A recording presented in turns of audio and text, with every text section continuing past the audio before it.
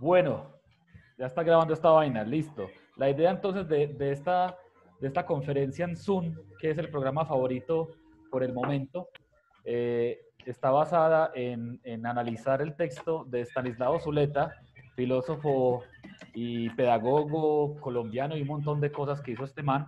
Y es un texto que escribió en 1982 que se llama Sobre la lectura. Es un texto, pues, digamos, muy interesante de leer y muy lento de leer se puede recomendar, porque hay que analizar muchas cosas y de pronto haber leído a Nietzsche o conocer de Nietzsche o saber de varias cosas. El texto en lo personal fue recomendado por Daniel, que está tomando tinto en esos momentos y fumándose un pucho relajado. Entonces yo creo que, Chino, usted es el ideal para hacer como la introducción sobre quién es el man y no sé, y empezamos a hablar como de varias cosas acerca de eso. ¿Listo? Bueno, pues Stanislao Zuleta, como usted lo decía, fue un filósofo. Más que filósofo, yo creo que sería un pensador, porque no todo su trasegar académico no se limitó a la filosofía, sino que estuvo muy ligado a la literatura, a la historia, a los derechos humanos, inclusive pues hizo grandes esfuerzos de la mano del sector estatal con la presidencia, creo que fue de Virgilio Barco, de Belisario Betancur, en materia de derechos humanos. Entonces, más allá de eso, yo creo que sería llamarlo un pensador, por la profundidad y la cantidad de las materias, que aparte de todo, el rasgo más característico es que fue un autodidacta. Stanislao Zuleta se retira del colegio. No tengo muy claro si fue en la primaria o en el bachillerato, porque pues, las biografías no lo dicen con precisión, pero un día le dice a su mamá, pues quedó huérfano de padre desde muy pequeño. Su papá murió en el mismo accidente aéreo en el que murió Carlos Gardel. Y un día le dice a su mamá, yo por ahora no voy a volver. Y la mamá le dijo, pues haga lo que le dé la gana. Y el tipo empezó toda una serie de estudios y de lecturas con un grupito de amigos en donde se dedicaban a leer a Marx, a Nietzsche, a Hegel, a Kant, y a emborracharse, porque también si algo lo caracterizó es que fue un alcohólico empedernido hasta sus últimos días. Pero precisamente de todas estas sesiones de autodidacta nace también cierta oposición a esos modelos estructurales y clásicos de la academia, que pues se van a ver bien reflejados a lo largo del texto y van a empezar a enmarcar las características básicas de su concepción de la lectura. Y es esa alma contestataria, esa rebeldía, esa lucha y esa supremacía de la voluntad de decir yo puedo, yo no recibo, yo construyo, la que lo llevó a ser un personaje tan característico, que por ejemplo también es bastante reconocido en el campo del psicoanálisis, un gran apasionado del psicoanálisis. Entonces es genial ver como un tipo sin una educación formal, porque nunca la tuvo, nunca estudió, un profesor deseado en básicamente todas las universidades de este país.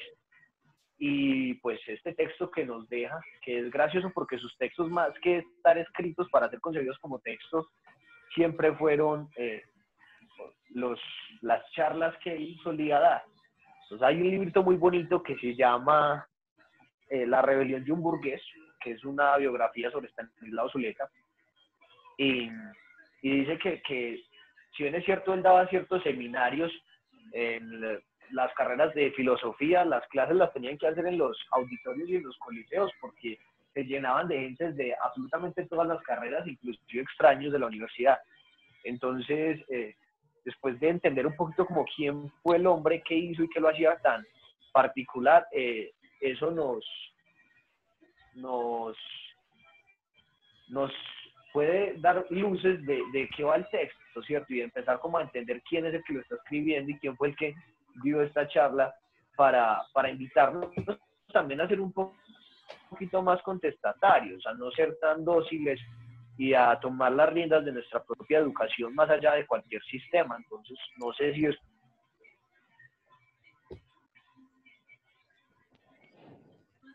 Esto. Sí, dos, dos togallos. Puedes argumentarle de forma precisa. Uf, se aceleró. Ya, ¿qué? Ok, no, termine lo último, que se quedó como pausado. Hombre, que ahora sí, ¿desde dónde se quedó pausado? Que no debemos ser tan dóciles. Ajá. Que se murió el papá. Uy, no, pues lo del papá sí es al principio. No, este man sí, no. Hombre, no, que la invitación es precisamente esa, no ser como tan dóciles y a tomar las riendas de nuestra propia educación. Otra vez, no, chino. Yo creo que es lo que quiere decir. Mucho más allá de las estructuras rígidas.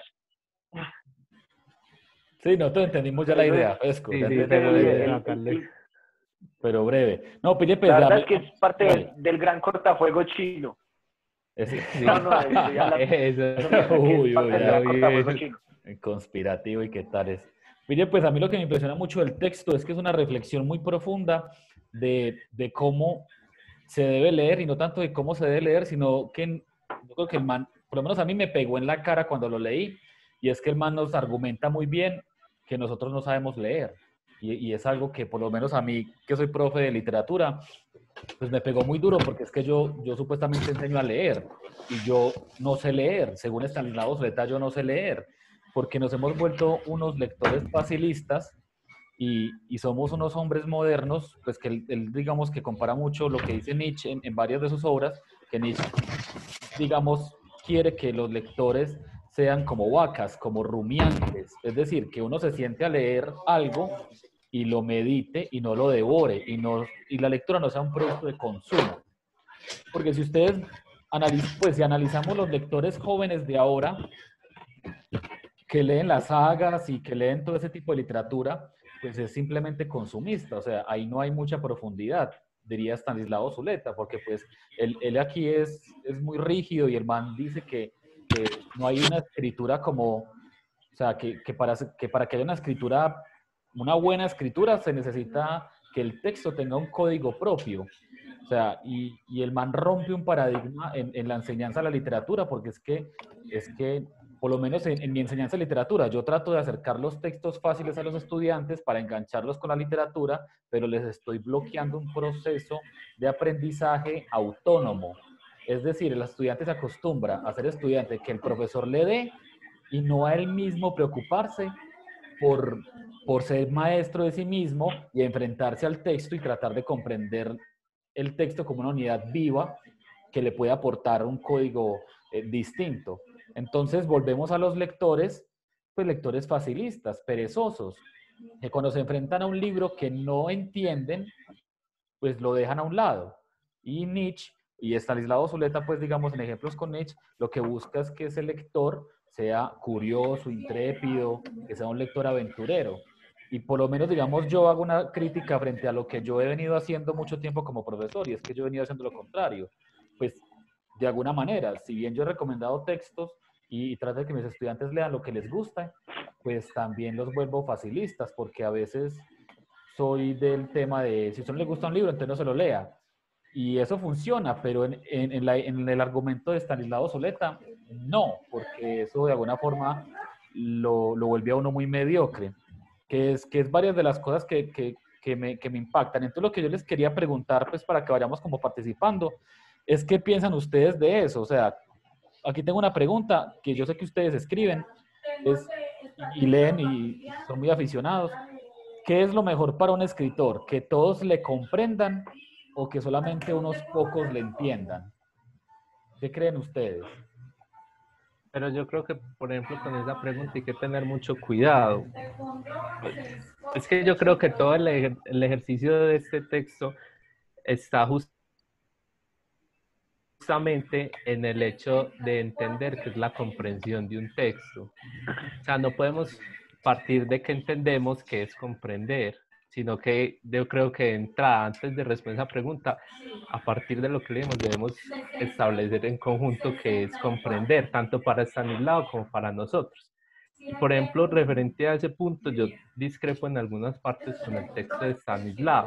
Hay una parte en donde él dice que explica lo del código común que tiene un significado pues de una palabra y que, espero yo lo busco, que lo estoy señalado. En la página 6 dice, el problema de la lectura es que nunca hay un código común cuando se trata de una buena escritura. Exacto. Pero, por ejemplo, yo no estoy de acuerdo con eso porque eso presupone que como lectores nosotros tenemos que construir desde cero todo el código que hay. Y yo, pues, y creo que la primera cosa en común que tenemos cuando nos acercamos a un texto es el lenguaje. O sea, claro, o sea, eso no lo sacamos de ningún lado, eso no lo construimos desde cero, nos aproximamos a él. Y el lenguaje tiene, pues presupone ciertos conocimientos, como diría Eco, toda una enciclopedia cultural, pues, que uno va adquiriendo en el contacto social.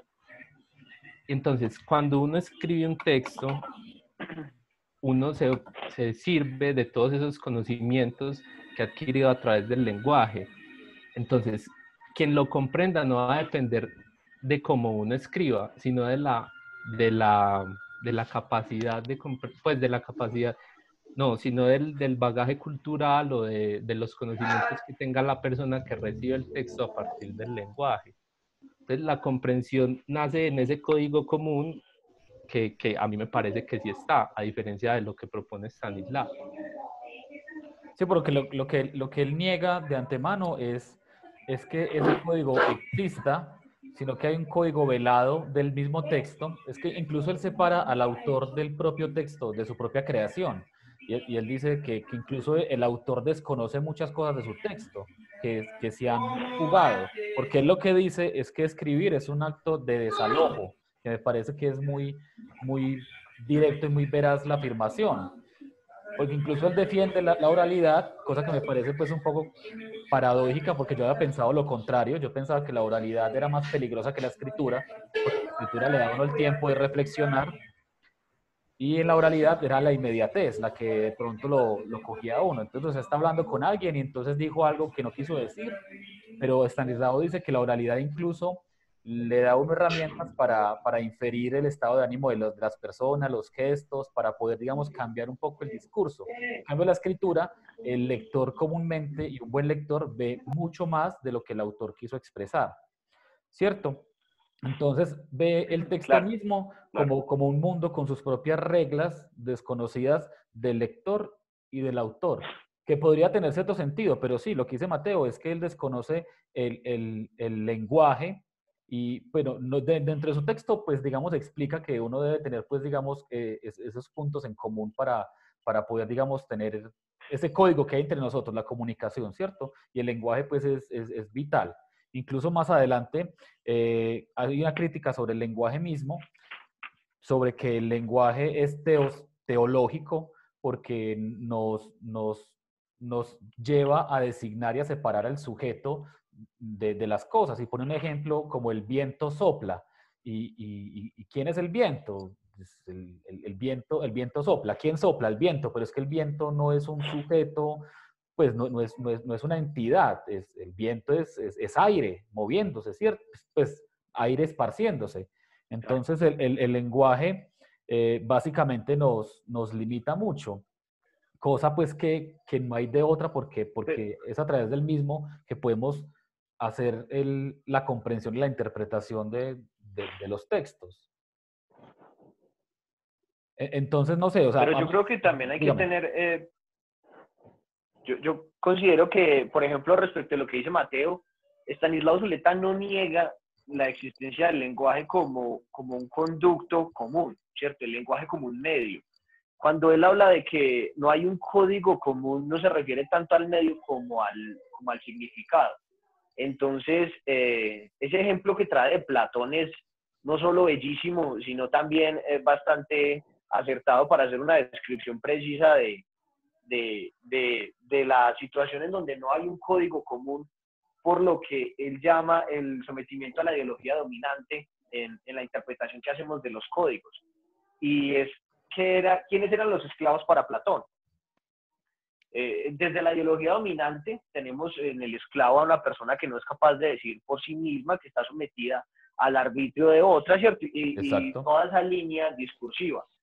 En su texto Platón hablaba de que los esclavos eran los reyes, que eran los jueces, y eran que no tenían la facultad de acercarse a la verdad por la inmediatez de la necesidad de la toma de sus decisiones. Entonces dice uno, hombre, todos sabemos que es esclavo, independientemente del significado que tiene desde la ideología dominante. Lo que no es común es el significado que se le da a esa palabra, ¿cierto? Desde la misma lingüística y desde la misma comprensión del significado de esclavo en un diccionario, pues creeríamos que tendríamos un código común. El punto es, no podemos partir de que el escritor está utilizando esos códigos que vienen sometidos a la ideología dominante en sus textos, porque nos estaríamos convirtiendo en un lector facilista. Entonces, si hacemos esa lectura desde esos significados comunes, no vamos a llegar a absolutamente nada, porque no vamos a intentar ni siquiera comprender desde lejos lo que nos quiso decir el autor, y según Stanislao, básicamente estaríamos perdiendo nuestro tiempo. Entonces, me parece que esa diferencia sí toca realizarla, porque también hay que ligar esta situación del código común a la labor que implica, trayendo otra vez la analogía de la vaca, del sector rumiante, al asunto que traía ahorita Milo sobre el desalojo que realiza el escritor a la hora de escribir, y es que no hay un propietario del sentido en el texto. Cuando uno escribe no hay un propietario del sentido, porque es que ese sentido ni siquiera puede llegar a ser determinado por el autor en una forma concreta. Entonces, en ese orden de ideas, yo creo que la invitación, o más bien la propuesta a asumir que no hay un código común, es una invitación a escudriñar, a buscar, a pensar, a ser ese lector activo y ese lector intrépido, aventurero, como decía Nietzsche. Entonces, sí me parece que respecto a esa pregunta, lo más importante es también situarnos en qué contexto. ¿Qué clase de lector quiere ser entendido? Porque es que cuando él trae la definición del hombre moderno, es un poquito como nuestras vidas. Y yo me hacía la pregunta, ¿soy o no soy un lector moderno? Claro que soy un lector porque soy un hombre moderno. La velocidad de la vida hoy en día, los medios de comunicación, las exigencias del mismo sistema educativo, el pregrado, el posgrado, la vida laboral nos exige rapidez, nos exige inmediatez, y aquí también es muy difícil ser un lector no moderno, en ese sentido pues de moderno, porque hay unas exigencias sociales que nos dicen lo necesitamos y lo necesitamos ya. Entonces también es que la lectura a la que invita Stanislao Zuleta, si bien es cierto, podría llegar a pensarse en un plano ideal, parte de un factor que no es muy común hoy en día, el tiempo. A mí en la universidad me están llenando de textos, en el colegio me están llenando de textos, y con esos textos tengo que hacer ensayos, o con esos textos que tengo que presentar un examen. Entonces, por eso mismo es que sale a relucir esa alma contestataria de Stanislao, y es rebelarse precisamente contra esos esquemas modernos que nos exigen la inmediatez, la productividad, un concepto como tan neoliberal como la productividad. Y la pregunta es, ¿también qué se necesita para no ser un lector moderno? Porque yo no puedo dejar de cumplir con las exigencias de un sistema cuando dependo de ese sistema, ¿cierto? Es un poquito también como hacer real la utopía, ¿cierto? Me parece que eso es un factor que me gustaría... Se marica, se queda otra vez gallo. Ese es un factor que le gustaría discutir. Me gustaría preguntárselos.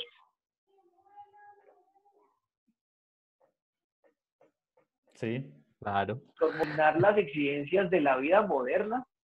Otra vez, hágale. No, pero sí, pues. Que me gustaría preguntarles, ¿cómo compaginar esas exigencias de la vida moderna, que tenemos que entender que estamos metidas entre esas estructuras, con la posibilidad de ser un lector como el que plantea Stanislao y como el que buscaba Nietzsche, por ejemplo. Pum, pum, te escucho. Juanjo, ¿qué piensa? Activa el micrófono.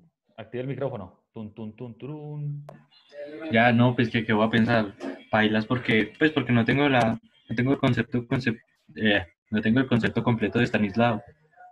No, pero digamos que, bueno, el escritor, bueno, el lector ideal para Stanislao y para Nietzsche es un lector que vaya más allá de lo que le piden, pues digamos, que se siente a rumiar, a investigar, a escudriñar, a ver más allá del mismo texto. Y el hombre moderno, pues, en su afán de hombre moderno, pues, se vuelve un consumista, se vuelve un esclavo de otras cosas y no ese es el tipo de lector. Entonces, Gallo lo que propone es cómo balancear eso ahora que hay tanto bombardeo. Por ejemplo, ustedes que tienen un montón de cosas de la universidad, bueno, en su caso Calenda, el SENA, cómo usted de verdad leer y apropiarse de lo que está aprendiendo y no devorarlo y responder. Por ejemplo, Stanislao más adelante dice que lo peor que puede hacer uno es leer para un examen. O sea, porque el estudiante se castra porque uno lee para responder eso y después lo olvida. Y ya, es una tarea finalizada. No hay un contacto directo con el conocimiento y se pierde como la intención del saber. Entonces, no sé, ¿qué piensa usted acerca de eso? ¿Cómo No, arreglamos ese problema? pues eso depende como de la voluntad, porque es cierto que, o sea, si uno lo ponen a leer algo, uno, uno para poder quedarse con eso tiene que relacionarlo. Entonces, si uno va a responder, o sea, y eso es algo que yo creo que le pasa a uno como un buen estudiante, que después de que, pues, uno con poner cuidado ya tiene para responder y no le toca estudiar nada. Entonces, eso es como, pues, es realmente difícil como llegar a un punto medio, pero pues se podría pensar en la capacidad, o sea, en ser capaz uno de que ambos lectores existan ambivalentemente, porque uno tiene, o sea, hay varios sectores en los que se pueden aplicar. ¿Cómo cuáles? Pues, digamos que el sector productivo sea, pues, ya obviamente el estudio, pues necesita que uno sea un lector productivo. Y es cierto que uno se puede quedar con cosas que lea de ese sector, pero uno tiene que llevar un proceso distinto en el que en realidad pueda ser un lector de ese, pues, de ese tajante. Pues vea, digamos que eso es pues es un planteamiento muy brutal porque la vida misma nos lleva y el sistema nos lleva a actuar de una manera, ¿cierto? Nosotros debemos cumplir unas obligaciones y tenemos unas necesidades que también nos hemos impuesto por el modo de vida en que estamos, ¿cierto? Por ejemplo, terminar un pregrado en 5 años, hacer una maestría en 2, hacer un doctorado en 5 y básicamente acumulamos títulos y no saberes propios, porque pues el conocimiento y la información, como dice el bello de Fajardo, pues no necesita tenerla usted aquí, sino ahí preguntarle a Google y Google le responde todo, ¿cierto? Porque estamos en la época de la información. Lo que propone Stanislao, sorpresa, venga, salude. Lo que propone Stanislao Zuleta, desde su propio ser, porque él fue autodidacta, es de verdad tener un impacto con el conocimiento, o sea, un vínculo con él y no devorar por devorar. Por ejemplo, hay retos literarios cada año, que sale el reto literario en 2020, entonces son como 20 libros. Entonces yo me leo esos 20 libros por decir que me leí esos 20 libros, más no me leo uno de una manera tan juiciosa y tan brutal que de pronto impacte en mi propia comprensión, ¿cierto? Porque es que de lectura, ¿cierto? Está el nivel literal, el nivel inferencial y el intertextual. Y nosotros estamos yendo y viniendo en esos niveles de lectura. Lo que pasa es que hay ciertas obras en las cuales nos quedamos en niveles literales, hay otras donde pasamos al nivel inferencial y hay otras donde hacemos el nivel intertextual, no siempre. Por ejemplo, vivencial. Yo en el colegio no leí nunca 100 años de soledad, porque yo siempre me quedaba en el nivel literal. Yo no entendía ese código. Y no nos enseñan a leer de esa manera en la cual usted se meta y se esfuerce. No, porque la misma rutina nos devora, el mismo colegio nos devora. Usted tiene que leerse Señores de Soledad dentro de un mes. Y un mes o sea, un mes es muy poco tiempo para poder entender la obra con todas sus implicaciones, incluso con analizarla más allá. Incluso el mismo Stanislao habla de El Quijote de la Mancha, que es una historia que todos conocemos por los muñequitos, por el Ajá. Chespirito, pero no porque nos hayamos leído la obra. Es una obra de literatura universal que pues está siendo recreada siempre en otras esferas, pero el libro se queda como la Biblia en las bibliotecas de esoterismo. O sea, abran el Quijote entonces en la página 125 y lo dejan ahí para que no entren malos espíritus, como la Biblia en el Salmo 95, ¿cierto? Entonces, entonces está ahí, porque nosotros no nos enfrentamos al libro, porque entonces la primera excusa como profesores, también lo digo yo y lo acepto, es no van a entender el libro, porque el libro tiene un lenguaje muy complejo. Entonces uno de una vez castra la posibilidad del estudiante al acercarse al libro, porque el profesor, la figura de autoridad, me dijo, no se acerque a ese libro que usted no lo va a entender. Y el estudiante no entiende el insulto que uno le está metiendo, uno le está diciendo bruto, de una. Y es un error que yo comprendí que estaba cometiendo cuando leí ese texto, porque yo le estoy castrando la curiosidad a mis estudiantes, le estoy castrando la idea de ir más allá. Y como profesores, pues si me demoro un año leyendo una obra y la voy a leer de una manera profunda y va a impactar mi vida y la de los demás, pues yo prefiero que se lea una obra y no 10 en un año, ¿cierto? Porque nos volvemos acumuladores El problema es que usted lectura. tiene que hacerlos leer 10 horas porque eso Exacto. dice el currículum. El problema es el mismo sistema y la forma en la cual estamos Y pues, viviendo, que cada vez Pues, somos menos contemplativos. Nosotros no tenemos pues, eso en nuestras vidas. Contemplar se ha vuelto un lujo, tanto que ahora nos lo venden como mindfulness, como un montón de teorías pues muy interesantes, pues científicas ya, y entonces por eso Occidente les da el paso, porque ya no es esoterismo ni es otra cosa de Oriente, pero entonces ya es necesario buscar la calma, la atención plena, comprender la tranquilidad, porque ya vamos muy acelerados y ese es pero es que, el visaje. mire que usted ahorita, por ejemplo, Milo estaba haciendo, dijo algo que me trae otra vez a replantear lo hipotético del lector que plantea Estanislao Zuleta. Usted dijo, a nosotros no nos enseñan a leer así. Y Estanislao hace una diferencia entre el estudiante pasivo y el estudiante activo. El estudiante pasivo dice, explíqueme, enséñeme.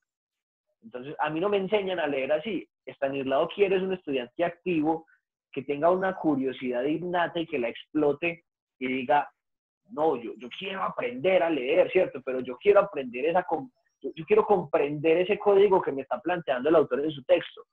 Y la pregunta es, también cómo se forma ese personaje crítico que no necesita que un profesor le enseñe a leer, sino que lo que necesita es la oportunidad de poderse sentar a discutir y a escudriñar el texto. Exacto. Entonces también es como una contra, venga, ¿será que si yo le enseño a una persona, a un estudiante, a leer de esta forma, igual se lo estoy imponiendo? Porque es que básicamente también hay una concepción muy platónica de la educación y del maestro y de la misma ignorancia. Es que la ignorancia para Platón no es estar vacío, la ignorancia es estar lleno.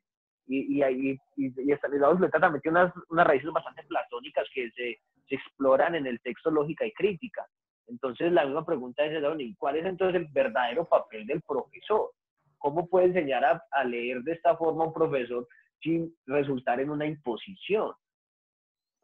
pero también, pues, Es que por ejemplo, con ese básicamente es punto, una curiosidad. Sí, sí. pero con ese punto yo creo, pues, o sea, yo creo que la labor del profesor no se puede eliminar, por supuesto, y que no hay, o sea, hay que la pretensión de uno mismo construir el conocimiento sin guía o desde cero es también justamente muy pretencioso. O sea, uno tiene toda una tradición cognitiva, epistemológica, de todo, como para negarla. Entonces, pues, ¿por qué no servirse de ella a través de un guía, cierto? Yo creo que también justamente Completamente de esa acuerdo. figura de lector que propone Stanislao es una en el que una vez el profesor le dé unas herramientas, el profesor le proponga un camino, él esté en capacidad de cuestionar ese camino y decidir si se va por ahí o no, o si se va por otro. Entonces, pero en un primer momento, yo creo que hay que partir de la aceptación de muchas guías para que ahí formar un criterio que le permita después tomar otros caminos. Sino que mira que termina siendo contradictorio porque eso lo plantea Stanislao al principio del texto cuando habla de las diferentes categorías del pensamiento. Entonces él dice que el pensamiento es primero admiración, y entonces es ese hombre camello que tiene un profesor y un referente. Después está la oposición, que es el león, que critica, que cuestiona, y después está la creación, que es el niño, que es el que duda y que es el que nos hace olvidar. Y que el pensamiento filosófico es la combinación de esas tres categorías.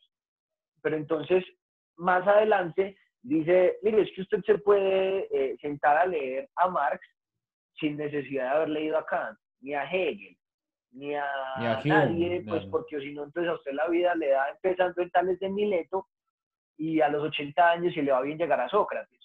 Usted tiene la oportunidad de empezar un estudio filosófico con el ser y la nada. Y entonces yo ahí estoy de acuerdo. Usted ahorita dijo la palabra que me parece que describe también el lector ideal de Stanislao, es pretencioso. O sea, yo pues sinceramente, no considero que todo el mundo tenga las capacidades de enfrentarse al ser y la nada para empezar a hacer un estudio filosófico sin haber leído absolutamente nada antes de eso, ¿cierto? Por supuesto. Entonces me parece que una aplicación un poquito más discreta de estos mismos principios puede llegar a ser más eficiente que un dogmatismo inclusive de lo que llega a proponer Stanislao. Sí, y es que eso también es lo revolucionario, pues, como del texto, ¿cierto? Porque el man es, pues, digamos, pretencioso, sí, pero digamos que es muy firme en su afirmación. El man no, todo el tiempo la está argumentando y la está sosteniendo durante todo el texto. Incluso a mí hay una parte que me impacta mucho y que me encanta porque va a mi propia rebeldía y es la última parte donde termina diciendo que es un parrafito, es el final. Entonces, él dice, esa es la ventaja, esa es la única ventaja que tienen los estudiantes, que olvidan, afortunadamente. ¿Qué tal que no tuvieran esa potencia vivificadora y limpiadora? ¿Qué tal que nos acordáramos de todo lo que nos enseñaron en el bachillerato? Y me parece, pues, desde su propia rebeldía, una afirmación verídica contra el sistema mismo. Es que nosotros nos enseñan es para repetir, no para crear. Y está también el error en cómo estamos leyendo, porque nos enseñan para repetir lo que el autor ya escribió y no para encontrar cosas que ni el mismo autor encontró. Por ejemplo, él dentro del mismo texto también dice que cuando uno tiene un problema, él recomienda leer, porque en la misma lectura tal vez nos hable del problema, claro, porque quien cambia es uno, no el libro. La percepción y la interpretación de uno va fluctuando dependiendo del estado de ánimo. Incluso él dice que uno cuando escribe uno tiene un receptor controlable y virtual, o sea, un man que está ahí leyéndolo a uno con sus emociones. Entonces, si lo leyó de buen genio, lo que uno escribió, pues le pareció muy bien de pronto. Si lo leyó de mal genio, pues cambia también la percepción. Entonces, es muy brutal llegar al lector porque el lector es un ente cambiante. Hagan el ejercicio. Por ejemplo, yo he leído La Odisea 3 veces en mi vida y las 3 veces que la he leído, pues me ha fascinado y la he visto de otras maneras, precisamente porque no ha cambiado el libro, sino que he cambiado yo. Porque el libro permanece igual, ahí está en la biblioteca empolvándose y cada tanto lo desempolvo para saber cómo he cambiado yo. ¿Cierto, nene? ¿Qué pasa? Sí, los chicos, mira, salúdalos, mira, ven y los saludas, venga, pues diga. Por ejemplo, Juan Andrés va a cambiar mucho, ya ha cambiado mucho. Hola. Y dice, hola. Ay, no lo veo, si me congeló la imagen. No. No, gallo, cambia de proveedor de internet. Bueno, manda besitos y chao. ¿De qué chao? Chao. Ve pues. Me va a desconectar del wifi, ¿sabe? No, Oiga, se va a arriesgar a los datos. Ay, nada, bien. la gente de hágale. plata. La gente de plata, sí, ahorita con los datos. No, está subsidiado, el hombre está subsidiado. Entonces, No, hermano, lo que he estado conectado al wifi todo el día.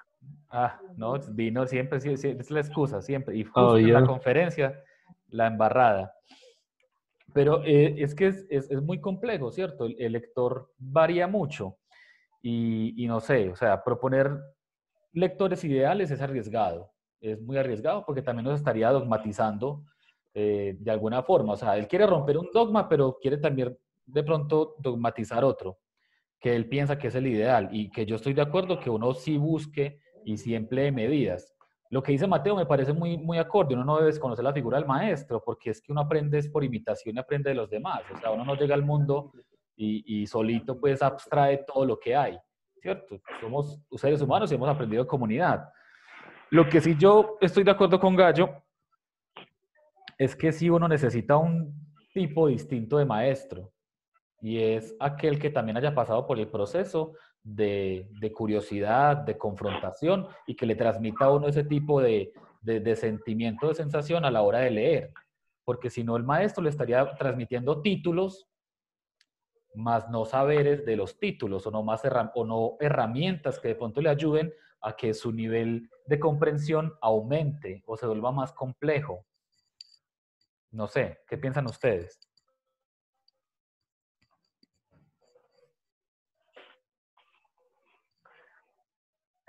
Eso me recuerda a un profesor que yo tuve en psicología, y él siempre me decía, lea las fuentes, no lea los comentaristas. Entonces, partiendo un poquito de este asunto de que no son códigos comunes y que hay que hacer toda una especie de hermenéutica de los textos, me decía, no lea a los comentaristas, vaya directamente a la fuente, porque si usted lee un comentarista, usted está leyendo lo que el otro entendió. Y yo dije, sí, tiene mucho sentido. Pero después, cuando yo le dije en algún momento como, hombre, quiero leer a Marx, me dijo, saque pues una hojita. Primero se tiene que ir a leer a Hegel. Después se tiene que ir a leer a Kant. Después se tiene que ir a leer a yo no sé quién. Y ahí empezaba con Platón, cuando les digo todo. Claro, es lo que decíamos ahorita Precisamente eso era lo de... que criticaba. ¿No? Y es una crítica que hace Stanislao en el texto. También este profesor de una corriente bastante parecida a la de Stanislao, pero me dijo como, hermanito, si usted lee a Marx sin entender a Kant, a Hegel, a toda esta parranda de tipos que hay detrás de él, usted no está leyendo nada. Y yo decía como... Pero yo también diría que, pues, que esa situación responde a un cambio en las formas de lectura que tenemos en esta época. O sea, yo creo que la forma en la que se ha desarrollado históricamente la lectura, pues ha tenido cambios que uno debe reconocer como importantes. Pero el problema es que antes de la imprenta, por ejemplo, no teníamos la variedad de textos y la producción masiva de textos que tenemos ahora, ¿cierto?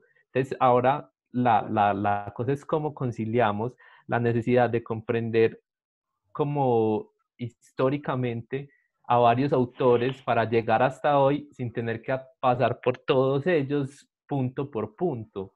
Y es muy difícil, pues porque, o sea, uno no puede pretender leerse a todos los autores que se han basado en otros para comprender un texto, pero tampoco puede pretender saltárselos. Entonces, ¿cómo conciliamos eso? ¿Cómo hacemos para que en este momento histórico podamos crear un tipo de lectura que cumpla esas necesidades y que no se, pues, y que no se salte también el rigor de la comprensión, el rigor de crear un lector consciente?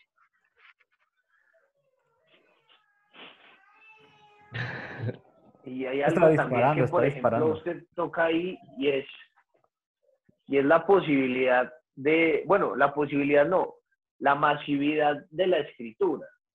Porque, pues antes de la imprenta,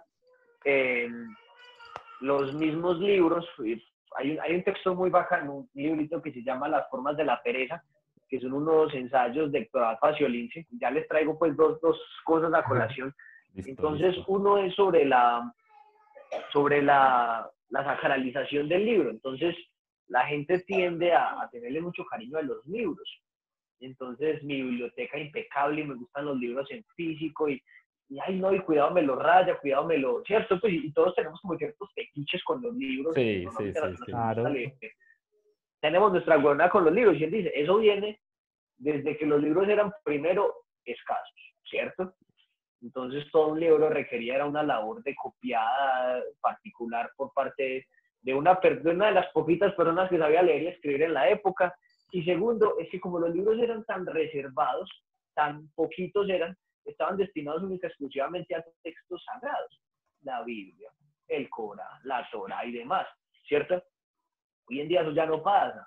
Pues uno se puede ir a comprar un libro de 1.000, 2.000, 3.000 pesos y pues, ese libro es igual de sagrado que una Biblia del siglo Claro, primero, ¿cierto? claro. Pues entonces también esa masividad en la producción de los libros dio la oportunidad de democratizar algo que estaba siendo excluido inclusive pues por la élite. Entonces también es una disyuntiva de decir, está mal que se escriba basura, está mal que se escriban libros que al criterio de los intelectuales no deberían No ser leídos. deberían ser leídos. Listo, Melo. No, y lo que Porque es usted, que, sí. pues, Estanislao también es leer. Pero está reduccionista decir como está bien o mal o no, pues porque también el filtro de la historia va a decir qué cosas van a perdurar y qué cosas no. Pero Sí, precisamente, si un libro no perdura y yo lo leo, ese libro no mereció la pena ser escrito y no mereció la pena ser leído por mí.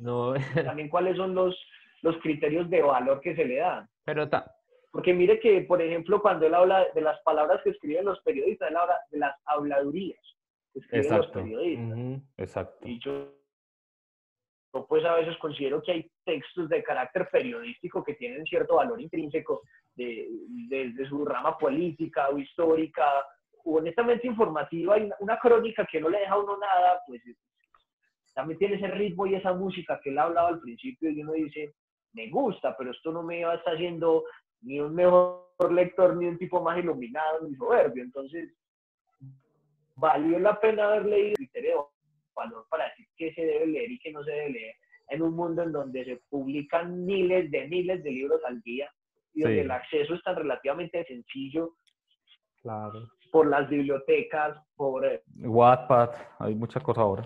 que son baratos o porque me los puedo descargar en internet. Eso es. Entonces, Es que incluso caemos en la paradoja de la elección, o sea, hay tanto que no sabemos escoger qué vamos a leer. O sea, hay un montón de recomendaciones y de buenas, o sea, y a todos nos pasa, todos tenemos libros que no hemos leído y seguimos comprando. Y los libros de la Pero biblioteca eso sí, miran pero eso no rayados. está mal. No, Pues, no, no, sí, sí, no, yo sé, no, que vamos a justificar la adicción, que vamos a... no, pero, sí, sí, un profesor dice que una biblioteca sí, se justifica es por los libros que están por leer.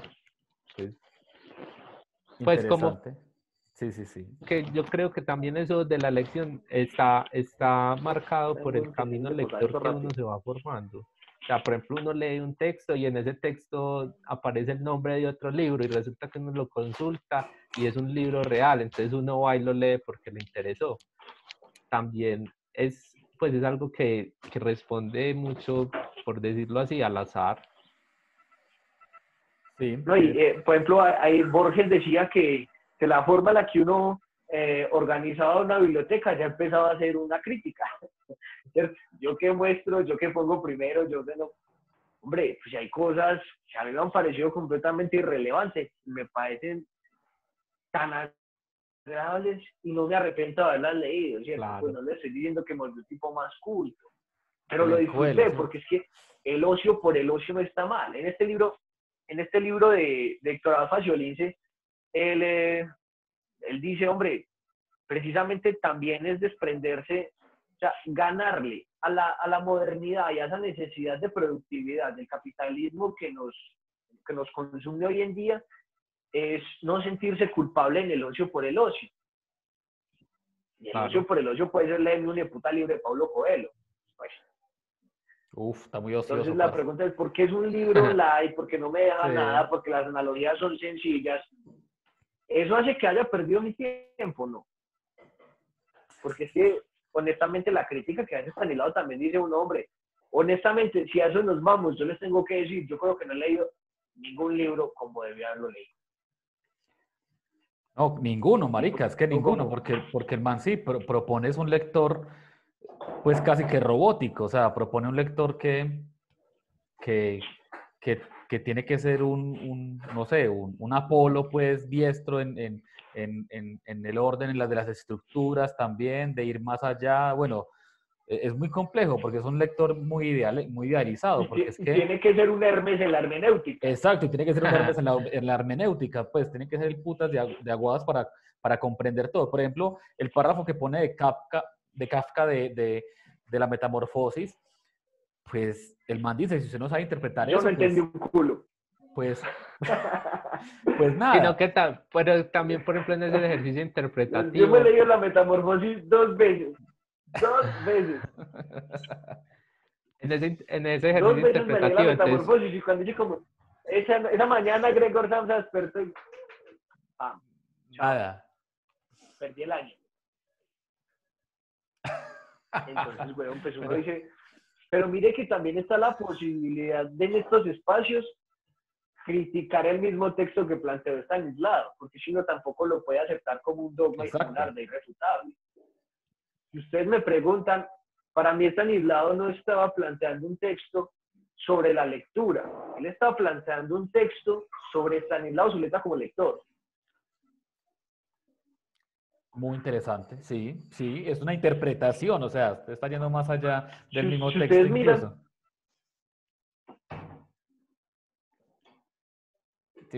Si lo miramos detenerse en el tiempo. tuvo mucho más tiempo que nosotros. El tipo tuvo mucho más tiempo que nosotros. No tuvo las exigencias del colegio, Exacto. no tuvo las exigencias de la universidad. Se pasó la vida estudiando lo que se le dio la gana. Nosotros no tuvimos esa oportunidad. Aparte, dentro de todo, su familia estaba bien acomodada económicamente hablando, entonces tampoco tenía las preocupaciones de una subsistencia que sí tenemos. ¿Cierto? Yo no Sí, me puedo claro. dejar de trabajar. El man se dedicó a Bueno, hacer y Epicuro. Entonces, si ustedes me pero preguntan, usted cree que eso puede llegar a alejarlo de, pues, de la realidad del lector, como de uno como lector? ¿Cómo así? ¿qué cosa lo O puede sea, llegar a uno a alejar de la realidad? no, a uno no, a él. O sea, que el hecho de que él haya vivido en un contexto tan específico lo vuelva a él un lector distinto a uno. O sea, hay cosa que hace que sea difícil que uno sea un lector como Completamente, Stanislao Zuleta. completamente. Porque, porque es que mire que cuando él dice que el código no es común, sino que es una labor de interpretación y de construcción a partir de sus Se quedó. esquemas, a partir de sus vivencias y por descifrar, pues ahí ya me escuchan, Sí, sí, sí. ya volví. Que mire que cuando él dice que, que el código común es su esfuerzo, no existe un código común, sino que el código usted lo tiene que descifrar a través de sus esfuerzos, de sus experiencias, de sus diferentes lecturas, de sus conocimientos. Pues hombre, en ese orden de ideas el contexto tiene completa relevancia. Entonces para él es muy fácil criticar al estudiante que tiene que estudiar para un examen, porque él nunca tuvo que estudiar para un examen. Entonces, obviamente, el sentido que adquiría la lectura era completamente diferente de la persona que sí tiene que leer para pasar un examen. Y pues, no es que esté diciendo que el texto de Stanislao no me parece valioso, me parecen valiosísimos, me parece que son situaciones que ojalá uno pudiera aplicar así sea de forma tangencial en las lecturas y en la vida que uno desarrolla. Pero pues, hombre, tampoco lo podemos sacar del contexto y Stanislao también era un tipo, primero, brillante, que pues, ojalá uno tuviera una pizca de la brillantez del hombre, y segundo, con unas características en las que no nos podemos comparar. Nosotros tenemos mucho menos tiempo del que él tuvo. Entonces, sí, me parece que sus vivencias hacen que su comprensión de los lectores sea, mejor dicho, hablar del hambre con la barriga llena es muy fácil.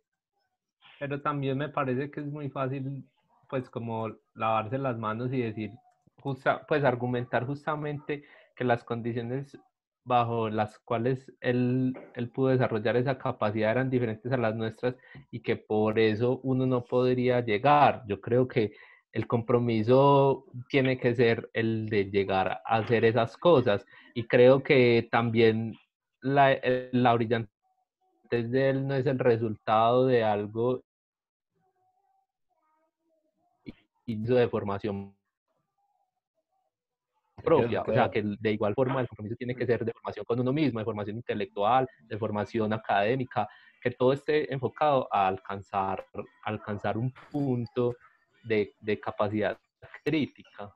Sí, o sea, yo reconozco eso, sino que lo que me estoy yendo es que si por alguna razón, en realidad lo que está planteando es un lector inorgánico, o sea, un ideal, o sea, volver a lo mismo de Camilo, que de pronto llegue inclusive a plantear un dogma.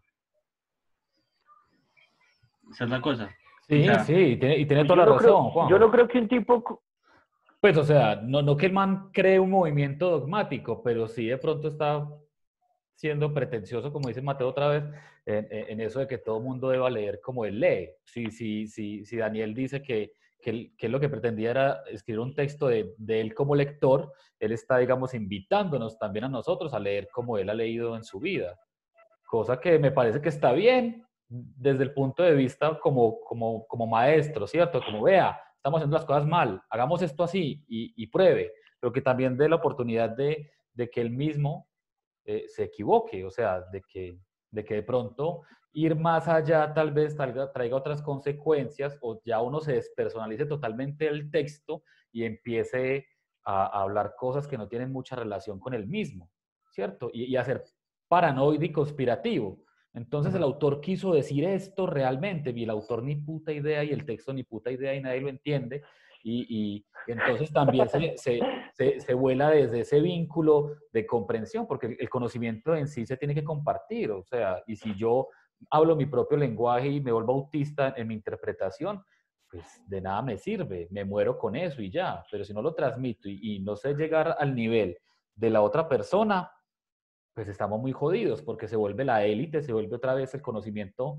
eh, dado a la dictadura, a un grupo, a una minoría, y no se democratiza ese mismo conocimiento. Cosa pues que ha hecho que estemos aquí conversando de que esto. no creo que sea la intención de...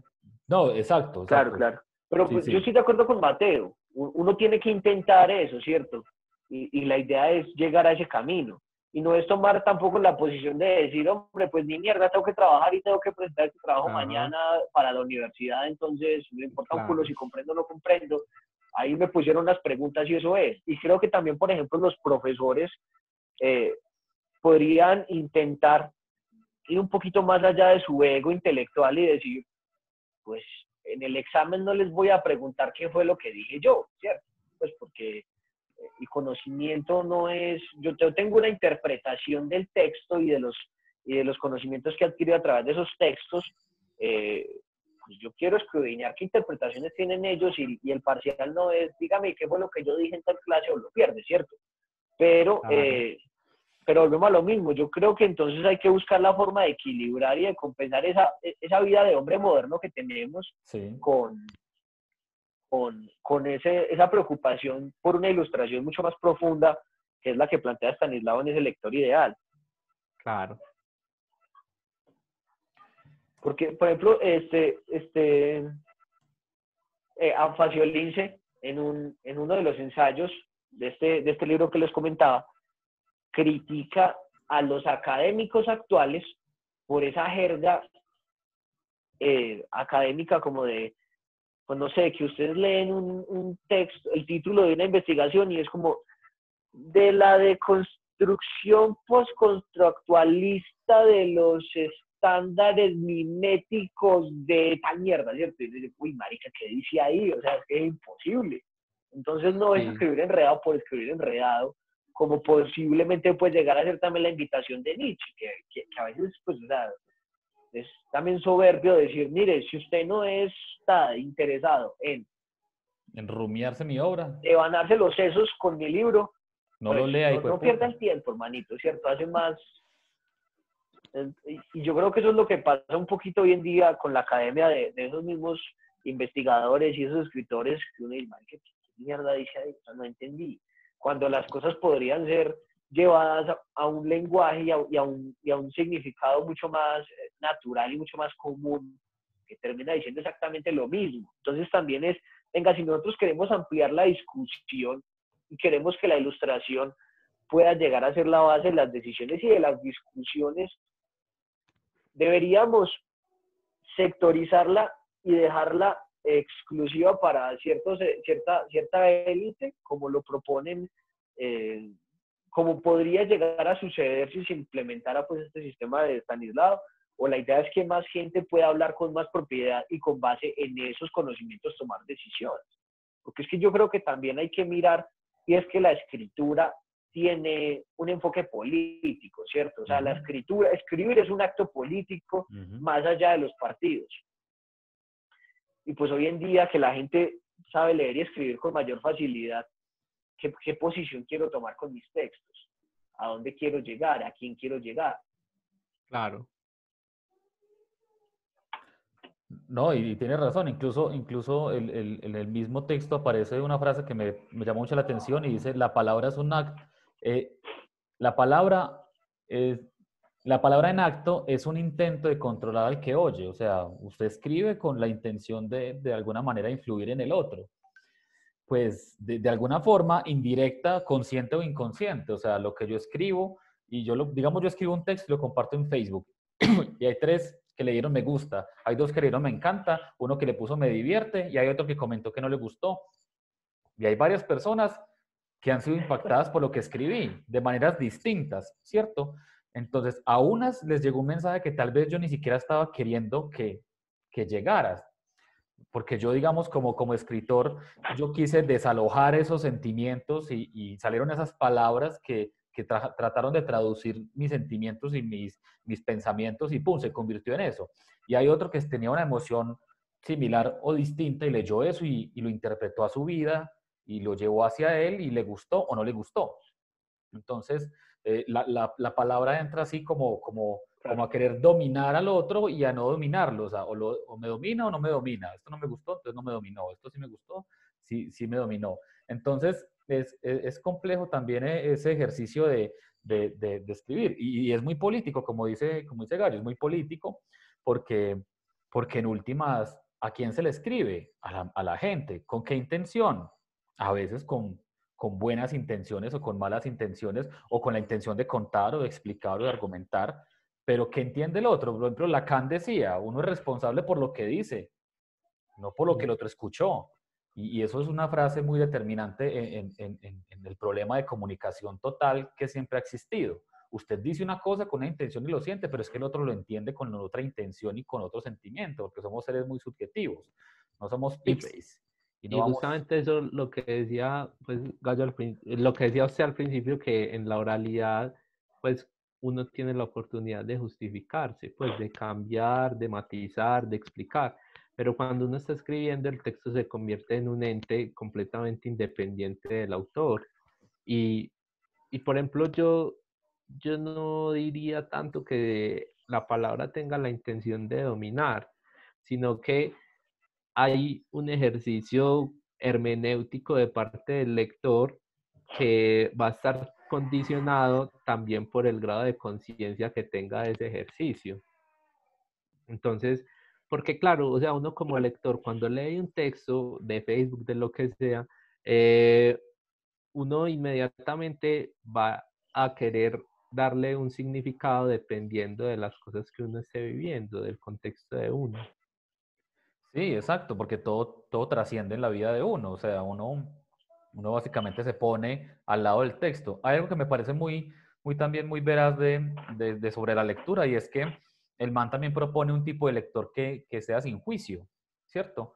Creo que pone un ejemplo, no recuerdo de qué escritor, no me acuerdo, no tengo claro en estos momentos, pero dice que uno debe separarse básicamente de esa lectura y mirar la lectura sin juicios. Es muy duro porque también es una lectura muy objetiva, es una lectura muy ideal. Que yo lea un texto, digamos, machista y yo siendo feminista trate como de separarme de eso que estoy leyendo y no lo juzgue, porque en últimas todos juzgamos todo el tiempo estamos juzgando, todo. Entonces, claro, es muy complejo adquirir como esa disciplina o esa forma de pensar o de ser en el cual entonces yo miro el texto allá y lo contemplo y fuera de juicios. No, es muy complejo. Uno lee el texto y Más dice, allá de su "Puta", autor. más allá de su autor. O uno dice, Porque también, por ejemplo, pues, ¿no?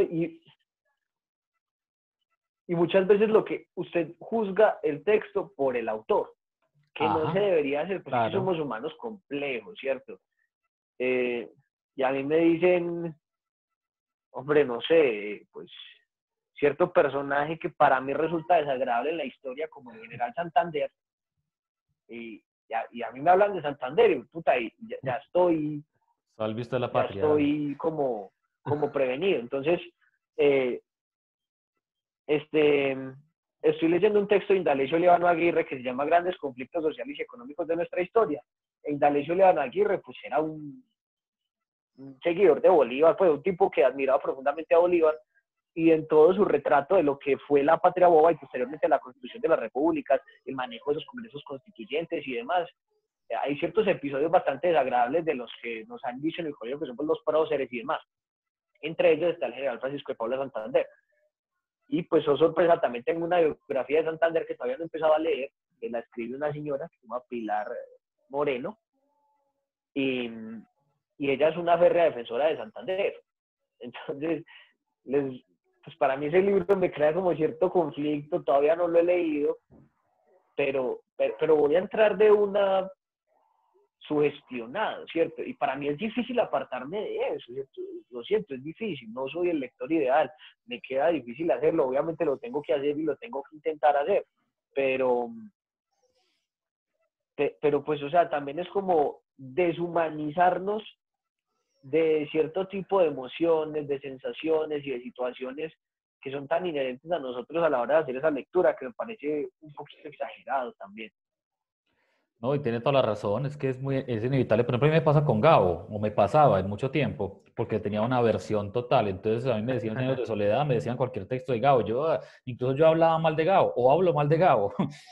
Pero yo me he acercado a varios textos de él y me han gustado. Por ejemplo, Crónica de una muerte anunciada me parece un libro, en lo personal, me parece muy bien hecho. O sea, a mí me mantuvo atrapado todo el tiempo. Yo dije, qué libro tan bueno. Pero no sé, sí, le tengo cierta como fobia todavía, porque, y así eso pasa con los autores, como dice Gallo, ¿no? Hay autores que uno se leyó un libro y no le gustó y uno dice, no, sí, pues escribe muy maluco. Sí, ok. Pero, Y para los pero por gustos los ejemplo, colores. Por ejemplo, yo a mí me creo que pasa con también Vargas Llosa. la invitación ahí de Stanislao es a tener la capacidad de que más allá del gusto, de ese juicio estético, haya un juicio crítico de por qué no nos gustó y que se refiera a elementos técnicos de la obra. Tiene toda la razón. Y en eso nosotros no somos tan Sí, justos claro. a la hora de juzgar un libro, porque no le damos por lo menos como la defensa, la justa defensa, ¿cierto? No sé. Eh, a mí me pasó una experiencia en Redentoristas precisamente con Octavio Escobar. Yo los puse a leer ese libro de Cielo Parcialmente Nublado, Ah. que pues a mí en lo personal me gustó mucho. ¿Qué? ¿Somos qué? Somos piratas, sí, mi amor, todos somos piratas. Pero, y yo lo recomendé a mis estudiantes de octavo porque era literatura colombiana. Entonces yo dije, no, pues un escritor actual, manizaleño, a estos manes les va a gustar, el libro habla sobre Manizales. Y hubo un pelado que me dijo, así textualmente, qué mierda de libro. En octavo, en Redentorista. ¿Quién? Y la ¿Quién? Ahí mamá, firmado por el autor. ¿cómo llamaba este chino? ¿De qué, Rodríguez, no me acuerdo. de qué promoción? Yo creo que la anterior, del año pasado. Ah, no, el año antepasado. La del año Ya ese, antepasado. La ese ya promoción de falleció. Lunita. Bueno, no me acuerdo, él estudia con Nieto y con varios. Bueno, en fin, el caso es Mm. que el chino, llegó la mamá a la reunión de padres y me buscó, porque yo les había hecho comprar el libro valía 35 lucas, creo. Pues platica, ¿cierto? Pero pues es colegio privado, ustedes ya saben cómo es la vuelta. El caso es que La mamá llegó a decirme, así, con las mismas palabras del pelado, una mamá. Yo también quedé así como, uy, esta señora que, sí, profe, ese libro de mierda que les puso usted a leer, que no sé qué, que ese escritor, no sé cuántas. Y yo, pues, la única alternativa que tuvo mi espontaneidad fue decirle a la señora, pues muy bueno, por lo menos ya su hijo sabe, Juan Diego ya sabe a lo que sabe la mierda. Terrible. Ya más adelante, pues se va a enfrentar a otro texto que no le va a saber a lo mismo que este, ya ganó conocimiento y pues eso también está bien, o sea, está bien experimentar con esos autores y decir, esto no me gusta y esto sí me gusta. O sea, Borges creo que era el Claro. que decía que uno no tiene por qué gustar. Octavio, si estás viendo esto, Saludos, profe, eres el mejor, eres el mejor. Mentiras. Y el caso, oiga, no, y yo no le he comentado esa anécdota al profe algún día. Pero bueno, el caso es que Borges creo que era el que decía eso, que uno, si a uno no le gusta un libro, pues se detiene ahí y ya. Y uno no tiene por qué perder también su tiempo en aventurarse en un trabajo. Es que el man dice que la lectura es un trabajo y trabajo viene de trabar palos. O sea, trabajo es una palabra negativa. Y yo pienso que también la lectura no debe tener esa connotación negativa, la lectura también debe ser estimulante. Sin embargo, Stanislao Zuleta dice que la lectura debe ser como una fiesta, también donde se cree el alto conocimiento. Y estoy de acuerdo, hay lecturas que a uno lo cogen y lo emocionan tanto que las otras personas no sí. entienden por qué uno se emocionó tanto con ese libro. Por ejemplo, Gallo Sí. se lee unos libros que Pero mire Borges, que, Mateo y Que yo pero mire habla que miramos todo Stanislao contento, también que dice habla que todo leer es contento. trabajar. y nosotros decimos esos títulos como de puro, claro, son Ese, textos de lo que le apasiona a él. claro. Hola. Sí. Pero mire que Stanislao también dice, leer es trabajar, leer no es adquirir, leer no es recibir. Entonces, son tantas posiciones tan contradictorias. Llega usted y le dice, hermano, si ese libro no le gusta, déjelo ahí. Llega y le dice, no, espere que sí, si no, no es que no le guste, es que usted no lo está entendiendo. Tiene que hacer el esfuerzo mental para poder desentrañar esos códigos. Ellos ya están comiendo por en la Y al casa de final ellos. de cuentas dice uno como, Espera, espera. hola Juan. Ya diga, pum, pum, ya. Pero también, pues, pero por ejemplo, ya reflexionando sobre eso, yo pienso que hay libros que sí existe pues que uno no puede acercarse a ellos y comprenderlos en cierto tiempo. O sea, pienso, por ejemplo, en el caso de que hay textos de Borges en los que yo no me puedo acercar tan fácilmente y no los puedo comprender porque tienen todo un código propio que yo en este momento no lo puedo comprender porque me falta un bagaje cultural que no tengo, que tal que lo adquiriré después y que me permitirá acercarme a eso. O sea, que hay libros que tienen un momento para su lectura. Completamente cierto. Y es lo que él también, digamos, critica. O sea, Stanislao Completamente también de acuerdo. critica eso. Estoy de acuerdo con Mateo. O sea, yo también pienso que uno Necesita la experiencia, uno necesita la experiencia. Si uno no tiene la experiencia de vida, uno no va a Miren, entender y muchas uno no cosas. es el mismo lector todos los días. Exacto, Claro, exacto. Honestamente, yo me pongo a pensar que las lecturas que hice hace un año, pues ya, cuando vas en esas lecturas también he ido creando como una escalera. Así él critique completamente la escalera y diga, no, o sea, Sí. tiene que hacer un esfuerzo mental, aquí no hay escalera de que valga de nada. Pero yo me siento precisamente en capacidad de afrontar ciertos textos que el año pasado no me hubiera podido leer o que hace 2 años hubiera sido claro. completamente incomprensible, ¿cierto? Y creo que también es un poquito como de tenerse un paciencia, ¿cierto? No es, ojalá todos tuviéramos la vocación de trabajo, ojalá todos tuviéramos el tiempo y ojalá todos tuviéramos las capacidades mentales para poder entender el código de Borges de la primera leída. Pero pues yo creo que son poquitos los iluminados que pueden decir eso. En Sí, cambio, lo importante, y ahí es donde ahorita decía Mateo que tampoco nos podemos lavar las manos, es entender pues, que nos tenemos que encaminar hacia eso. Pero me parece muy valioso rescatar eso, que uno como lector se construye también y que todo el bagaje, no solo de lectura, sino también de otro tipo de experiencias, le permiten a uno ir accediendo a niveles cada vez más complejos de ciertos códigos. Entonces me parece que se debe contradecir esa idea de Stanislao de que cualquier cosa es entendible con tal de que usted le ponga esfuerzo. No, sí. Me parece que sí hay requisitos, ¿cierto? Hay como prerequisitos para ciertos libros. Y justamente por eso yo creo que también esa lectura de Stanislao tenía un punto pues que no se presentaba como así a simple vista, sino que también era una pregunta por la interpretación, o sea, cómo creamos un método de interpretación casi que hermenéutico que nos permita acercarnos a ciertos tipos de lecturas.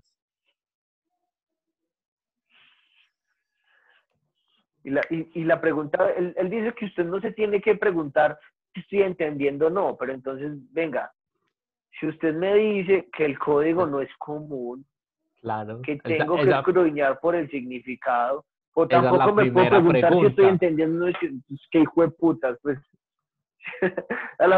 El punto es, venga, ¿en qué momento entonces hay cierto grado de certeza de que voy por buen camino?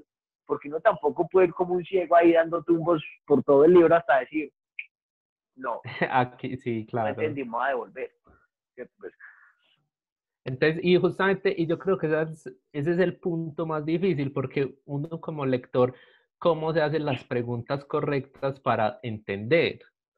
Porque no es simplemente como leer y pensar un poquito y decir, ah, ya entendí, no, sino que hay que hacerse unas preguntas que en muchas ocasiones son muy concretas, pero que a veces uno no sabe cómo formularlas para poder saber si va por ese buen camino.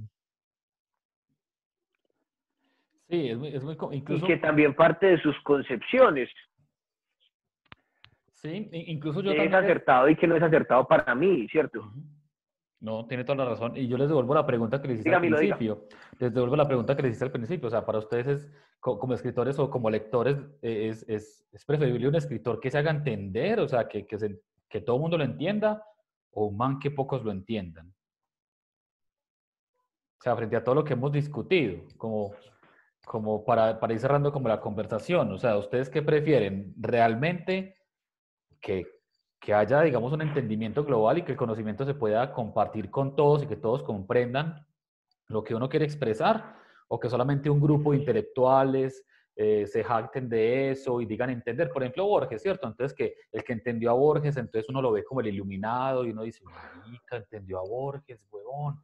Claro, porque uno le pasa lo mismo con Borges, uno lee Borges y le gustan muchas cosas, le gustan muchos poemas de Borges que uno en este tiempo pues conoce los referentes que él hace a los poemas, entonces uno dice, uff, marica, maravillado, pero yo le pongo un poema de Claro. Borges a un chino de octavo y el chino de octavo me va a decir, no entendí ni un culo, profe, que es esta vaina tan maluca, tan perezosa, porque no tiene los referentes.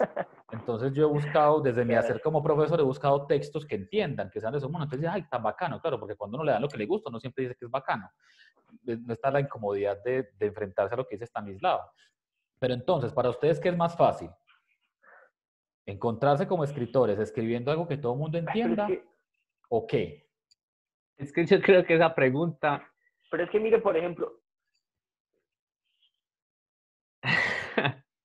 que yo iba a decir que yo creo que esa pregunta dele. reduce un poco lo que estábamos hablando. O sea, yo creo que tanto, o sea, yo creo que poniéndose en el papel del escritor, un escritor que escriba para ser entendido por todo el mundo es malo, y un escritor que escriba para ser entendido por unos pocos también es igual de malo. Yo creo que el escritor tiene que escribir su obra sin ser pretencioso, pero tampoco queriendo hacer todo muy fácil, teniendo en cuenta que su texto está dirigido a un público específico, y ya ese público lo definirá el texto mismo, o sea, Sí. a las personas a quien el texto llegue. Entonces, por ejemplo, para mí hay autores que no comprendo, aunque escriban muy fácil, o al contrario. Entonces, no es tanto como que es mejor o que es más fácil, sino que un buen escritor tiene que poder escribir haciendo uso de todas las herramientas que ha construido de sí, sin tener la pretensión de que todos lo entiendan o de que nadie lo entienda. Tienes razón, además que pues escribir es un acto también pues Pero miren, por individual, ejemplo, básicamente. sea, es un acto individual, Pues les voy a poner un ejemplo de una Hágale, obra hágale. que me parece grandiosa, me parece maravillosa y no es difícil. Pues, o sea, honestamente está escrito para ser leída por cualquier persona y cualquier persona la puede llegar a disfrutar y no por eso pierde validez y no por eso pierde eh, un grado magnífico en toda la estética y toda la estructura. Juego de Tronos.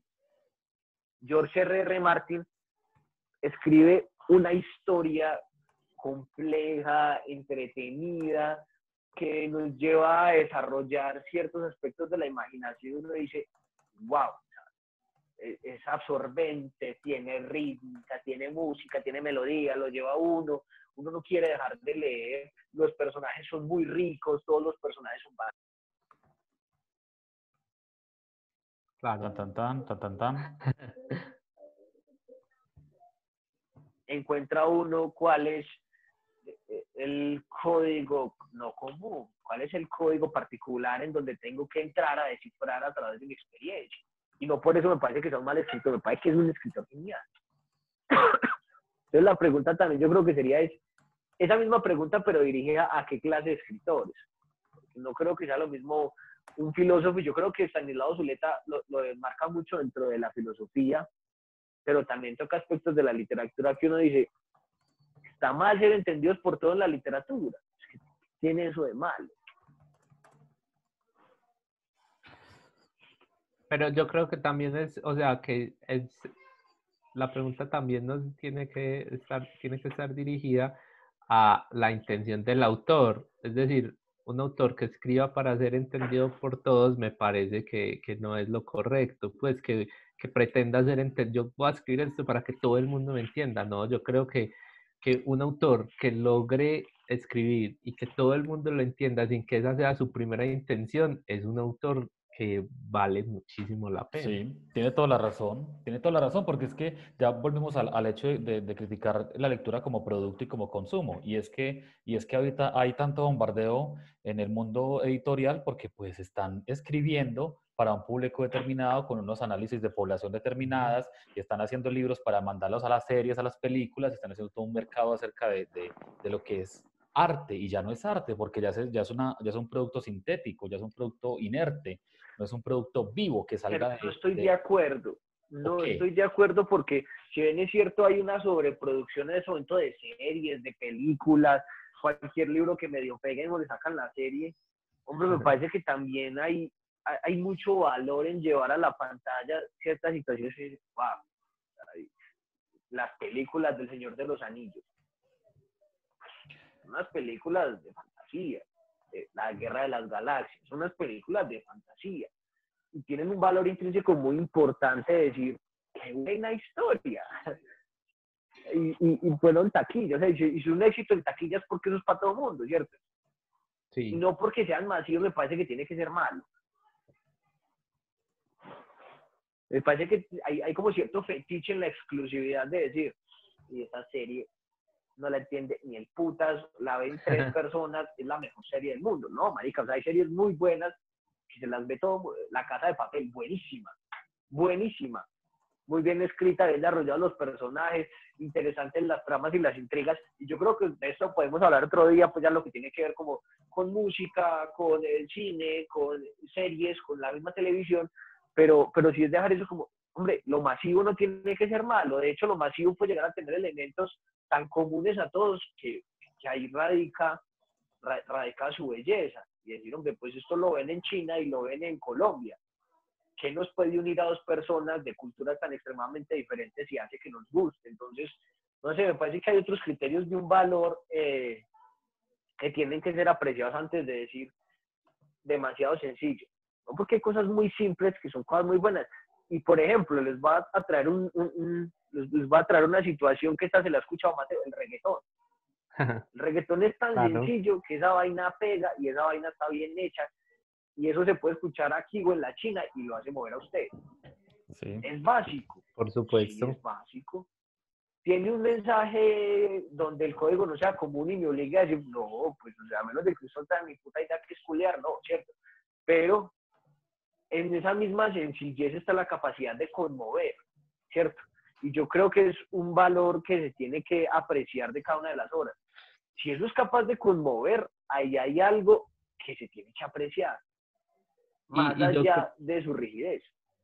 y yo creo que justamente en esas obras, pues yo no sé si me equivoque, pero yo creo y parto del presupuesto que quien las escribe no las escribe como, uy, yo pues no creo que, por ejemplo, George R.R. Martin o R. Tolkien digan cómo voy a escribir esto para que todo el mundo me lea, para que todo el mundo lo entienda. No, simplemente escribieron algo que les gustaba y que pusieron su gusto en ello y justamente por esa característica se volvió algo masivo que todo el mundo pudo comprender y que creo que es ahí donde adquiere ese valor. Claro, aunque es un golpe a los intelectuales. O sea, por ejemplo, ustedes ven que en la Feria del Libro de Bogotá en el 2016 creo que fue que don señor Daniel Samper se quiso volver youtuber como parodia y terminó envuelto en su propio invento, pues, Claro. porque el man lo que quería hacer era hacer una crítica y terminó siendo un youtuber influencer, pues que ahora pues ha ganado muchos seguidores y que disparó su carrera literaria y pues también y periodística a partir de eso. Pero Pero claro, o ojo, sea, ojo, tampoco hay que ir al extremo, ¿cierto? no, No no, no, no, estamos no. diciendo que el libro que escriba un youtuber porque sea No, Sí, no, bestseller, sí, entonces es una chimba de sí. libro porque conmueve. no, no, no. Oh, Pero no, también hay que el, tener ca- cierto sentido de la estética. el caso es que el man criticaba era el hecho de que claro, de Chupa al Perro era un libro súper vendido, obviamente, pues el boom de Germán Garmendia en ese tiempo era grandísimo y vendía. Entonces el man estaba piedro, Rabioso. tenía rabia porque Claro. muchos, porque pues es que todo el comercio y todo el consumismo se iba hacia ese lado y no hacia el lado intelectualoide. Y es la crítica que hacen siempre los intelectuales, como que entonces todos son brutos o todos son ignorantes, los intelectuales creídos y pues, porque hay intelectuales muy humildes en ese sentido, pero el intelectualoide pues burgués que tenemos en la cabeza de que soy más que todos. Entonces mi libro, vamos a la ponencia de un nombre que no sabemos pronunciar, pero que el hombre es una eminencia en tal lado. Entonces el conocimiento se vuelve de élites y no es justo. Por ejemplo, yo cuando estuve en la feria del libro, no recuerdo de qué año, creo que el 2014, eh, estaba de moda ese libro Hush Hush, que es una saga como de ángeles caídos, como de 4 libros, y Sí, estaba la sí, escritora. mi Y hermanita los vea, tiene. eso es un montón de chinos corriendo para ver a esta nena, para que les firmara los libros, y yo quedé sorprendido, como que, uy, ¿qué pasó acá? Y la crítica de los escritores con los que yo estaba, de los cuchitos, y bueno, era esa, como esos libros de literatura juvenil, que bla, bla, bla, bla, bla, bla, y yo, marica, pues es lo que está vendiendo ahora, lo que está impactando, está haciendo toda una generación lectora. Yo utilizo mucho la literatura juvenil en mis clases y me parece que está muy bien, porque pues por Y lo menos además que, despierta el pues interés. eso, y además eso representa muchas ventajas porque lo leía yo en una charla ahí del Hey Festival y era que, o sea, que justamente por las dinámicas actuales, de la sociedad actual, el tiempo es muy valioso y el hecho de que una persona joven invierta 8 horas en leerse toda una saga de libros es pues una ganancia representativa para una cultura lectora. Por supuesto, pues el problema Claro. viene si se quedan, si ese hábito de lectura se queda en solo cosas juveniles. Pues, y no es un problema, sino como que uno esperaría que esas lecturas, ese tiempo invertido, luego trascienda a lecturas todavía mucho más complejas, pues que tengan Pero es que ahí es donde radica su valor, Teo.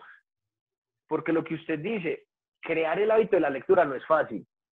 Usted sentarse frente a un pedazo de papel 2 horas al día es, marica, pues eso no es para todo el mundo, ¿cierto? A uno le costó. Y hoy en día uno le puede quedar toda una tarde leyendo y ya que hijo de puta. Pero lo que usted dice, hoy en día usted con el acceso al celular, al computador, las redes, los juegos, El alguien porno, dedique 8 claro, horas a empezar a leer, pues claro. precisamente, ese es el primer peldaño de la escalera que estamos hablando ahorita. claro. ¿Cierto? Por ahí se puede llegar a empezar.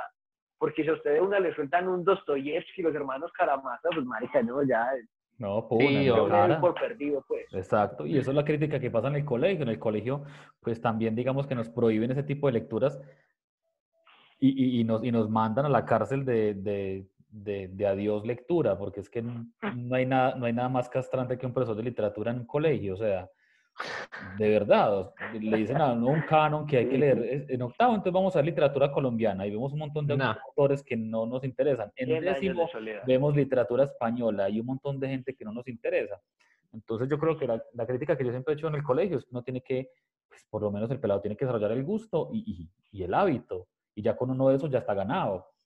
Porque claro. es que uno leyendo un montón de obras que no le interesan a uno, por Que lo que ejemplo, van a hacer es frenar la exacto. creación de ese hábito de lectura. Exacto, entonces dicen, uy, qué pereza leer, qué pereza leer. Y que Ujú. alguien diga qué pereza leer, ya es una barrera muy grande para uno acceder. Lo perdió. Claro, es muy complejo. En cambio, que le digan a uno, me leí una página de un cuento y me impactó y que, profe, pásame más. Y uno dice, hombre, ya leímos Bazuco a este Claro. chino, ya tú, en la primera era gratis, ya. Lata de lectora. La primera gratis. Oiga, señores, les tengo que comentar algo muy triste y es que me queda el 5% de batería No, hágale, no, si quiere, y pues si vayamos. conecto el celular me toca No, ya cogerlo va la mano. siendo hora Sí, además Pero quedó de muy larga. comer. Hágale. No, oiga, no, todo bien. me encantó el espacio. Uf, Me encantó el espacio, la verdad, ojalá podamos seguir discutiendo por sobre favor. temas variados. Si quieren poner un librito, pues nos lo leemos Sí. y lo No, pues vea, discutimos, pues esperamos a ver qué se puede sacar de eso. la idea con el grupo que hay en Facebook es eso, o sea, es proponer lecturas y discutirlas de esta manera. Entonces, la primera lectura era sobre la lectura de Stanislao Zuleta. No sé, de pronto propongan ustedes un libro que tenga un nivel, pues hablando otra vez, digamos, de los mundos de cada uno, pues como para de 18 Leámonos en Hush adelante. Hush. Eso, Hágale, eso. guau, no copio. No copio. Pero sí, una lectura que ustedes quieran acorde, piensen ustedes. No, pues Pues piénsenlo y lo escribimos ahí eso, dentro del grupo, lo proponemos reflexionamos y les y lo decimos. leemos y damos 15 días como para leerlo, para tan, y nos volvemos a ver por Zoom y hablamos chino, porque esta cuarentena De nos va uno. para todo el año y necesitamos es distraernos y hacer Uf, reconocimiento. por favor. Sí, si no nos vamos a volver locos, Lucas, del todo. No aguantas, no Me aguantas. encanta verlos, me encanta escucharlos, vamos hermano, pues un placer. Ojalá se gusto, nos sigan parce. entonces uniendo A estos parches, hágale. nos vayamos conociendo más. Dale, pues, todo bien. Cuídense mucho, un saludo por allá por las casas. Mateo, Hágale. ya sabe, Y sí, la claro. caléndula. Chao, chao. Hágale. Un abrazo, Hey, Gallo, pues. qué gusto, todo Oiga, bien. todo bien, me encanta verlos. Hey, Están muy viejos. igualmente. Todo bien. Todo Chao, bien, que le truchas, hágale. rinda. Dale, en el corazón. Suerte. Todo bien.